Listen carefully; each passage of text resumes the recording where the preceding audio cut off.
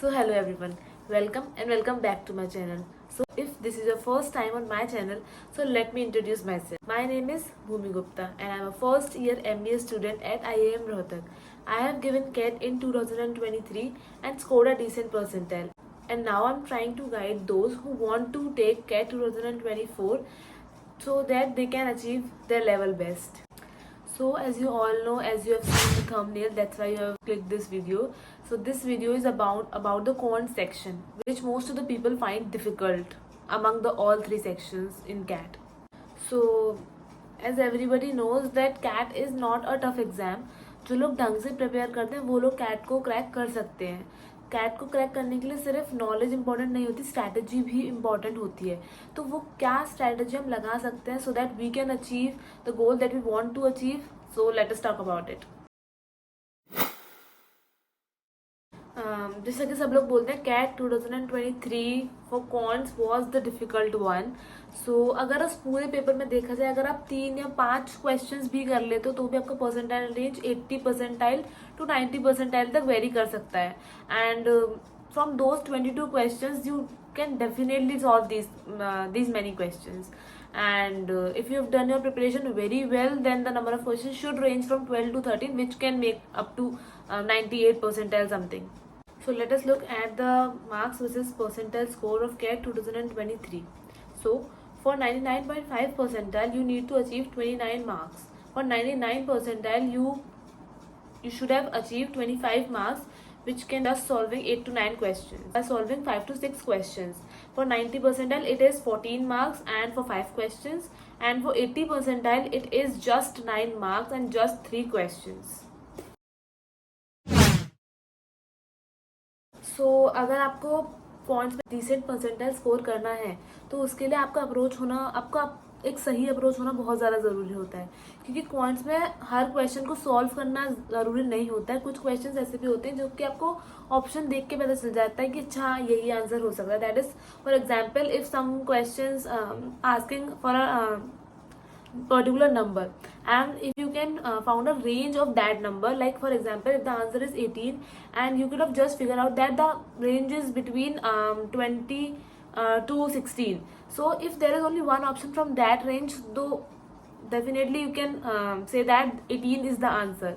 if but ये trick तभी follow हो सकती है जब आपके ऑप्शंस जो होते हैं वो थोड़ा सा फार अवे हो, थोड़ा सा दूर दूर हो, उनके बीच में गैप हो. अगर वो ऑप्शंस बहुत ज़्यादा पास हैं, जैसे कि 16, 17, 18, 19 ही अगर ऑप्शंस हो तो ये ट्रिक काम नहीं करती. बट लेकिन फर्स्टली आपको इन ट्रिक्स पे ध्यान देना चाहिए जिससे कि आपका टाइम बच सके.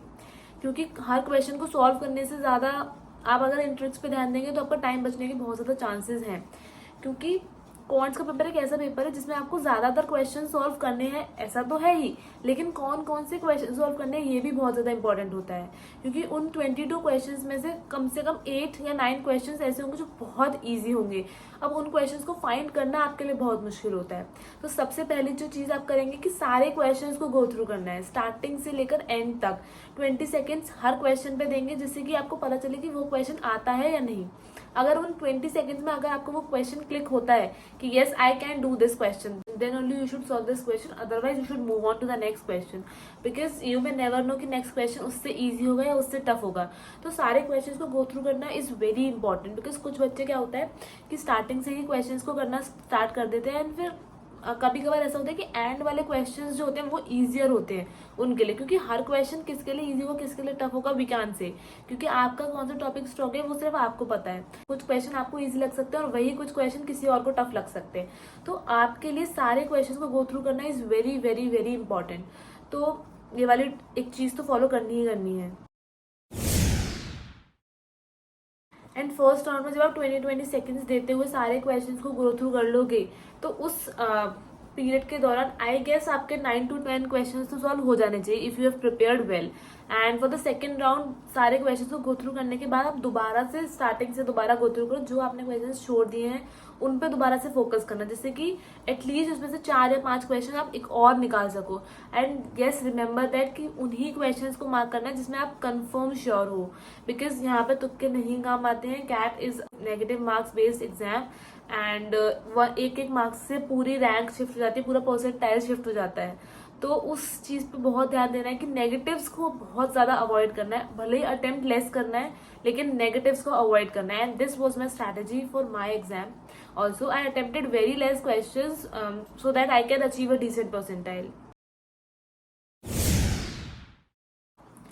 जैसा कि आपको पता है कि कैट में क्वांट्स में बहुत सारे टॉपिक्स हैं, अरिथमेटिक, अलजेब्रा, ज्योमेट्री। तो आपको जो इजी टॉपिक लगता है उस क्वेश्चंस को पहले करना है फर्स्ट राउंड में। जैसे कि मैंने बताया कि सारे 20 सेकंड्स के लिए गो थ्रू करने क्वेश्चंस को, तो डेफिनेटली जो आपका टॉपिक स्ट्रांग है वो आपको इजी लगेगा। तो वो वाले क्वेश्चन जो आपको इजी लगते हैं उनको फर्स्ट राउंड में सॉल्व कर दें। देन उसके बाद जब सेकेंड राउंड आएगा तो फिर जो थोड़ा सा मीडियम या थोड़ा सा डिफिकल्ट है, जो आपके लिए मीडियम और डिफिकल्ट है, उन क्वेश्चन पर थोड़ा सा फोकस करें जिससे कि शायद वो आ जाए। क्योंकि कभी कभार ऐसा होता है कि जो डिफिकल्ट टॉपिक है जैसे लोगैरिथम्स, वो मुझे डिफिकल्ट लगता था, लेकिन जो क्वेश्चन आते थे वो काफी इजी होते थे कभी कभार। तो that depends on the paper itself कि क्वेश्चन इजी है, क्वेश्चन टफ है, बट उसको गो थ्रू करना, उसको देखना कि यार मुझे आ रहा है या नहीं, वो आपकी रिस्पॉन्सिबिलिटी है। अगर आप देख के ही इग्नोर कर दोगे, अरे यार ये तो टॉपिक मुझे नहीं आता, तो चांसेस कम होते हैं स्कोर करने के। क्या पता वो इजी हो।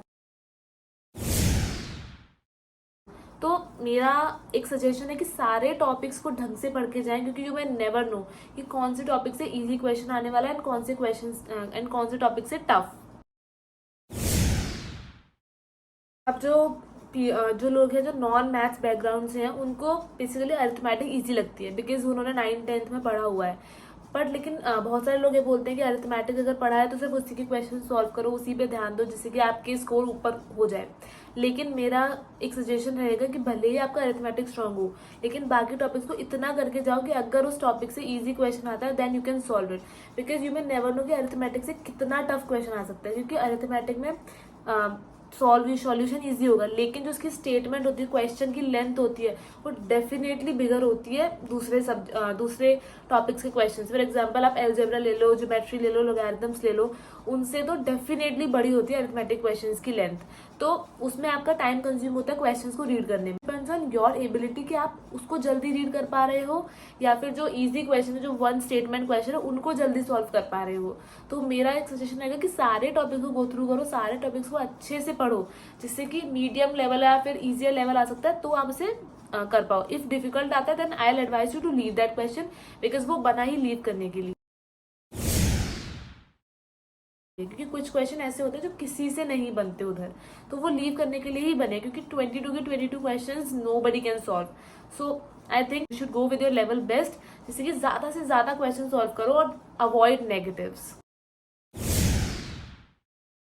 एंड डेफिनेटली अगर आपने प्रिपरेशन की है तो आपको इतना पता होगा कि अरिथमेटिक में या फिर एल्जेब्रा में कुछ टॉपिक्स ऐसे हैं, जैसे कि for example time and distance, तो उनकी कुछ जो क्वेश्चंस हैं वो फिक्स्ड रहते हैं। For example A and B are travelling on the same path और ऑन द अपोजिट पाथ, तो उनकी कुछ ट्रिक्स होती हैं, उनको बहुत ध्यान रखो, जिससे कि क्वेश्चन को पढ़ते आपको समझ में आ जाए, अच्छा इसमें तो ये लगाना है, and you need not to think about that, you need not to draw the diagram of that. So इतना प्रिपरेशन करना चाहिए कि आपको एटलीस्ट ट्रिक्स समझ में आने लगी क्वेश्चन की स्टेटमेंट पढ़ के कि हाँ मुझे इसमें लगाना क्या है। तो ट्रिक्स पे ध्यान दो, क्योंकि there are various tricks available in the on the platforms यार।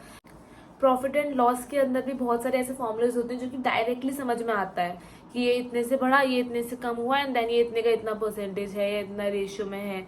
तो उसका डायरेक्ट फॉर्मूला लगाना इज वेरी इंपॉर्टेंट। अगर आप उस स्टेटमेंट को पढ़ के देन उसको कॉम्प्रिहेंड करने की कोशिश करोगे then it will take definitely more time. So उस प्रोसेस को कम करने के लिए आपको इन ट्रिक्स को याद करना बहुत ज़्यादा ज़रूरी है, जिससे कि आपका टाइम कंज्यूम ना हो और ज़्यादा से ज़्यादा स्कोर अचीव कर पाओ।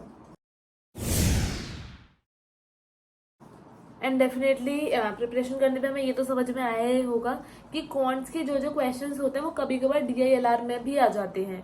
तो किसी भी टॉपिक को मिस करना इज नॉट बेनिफिशियल, क्योंकि यू विल नेवर नो कि उस टॉपिक से अगर कोई DILR सेट आ गया तो आपके कितने मार्क्स छूट सकते हैं। तो आई विल एडवाइज यू कि go through every topic, and अगर आपके अभी भी कोई डाउट्स है तो आप कमेंट सेक्शन में पूछ सकते हो। I will try to answer them as soon as possible, and definitely yes.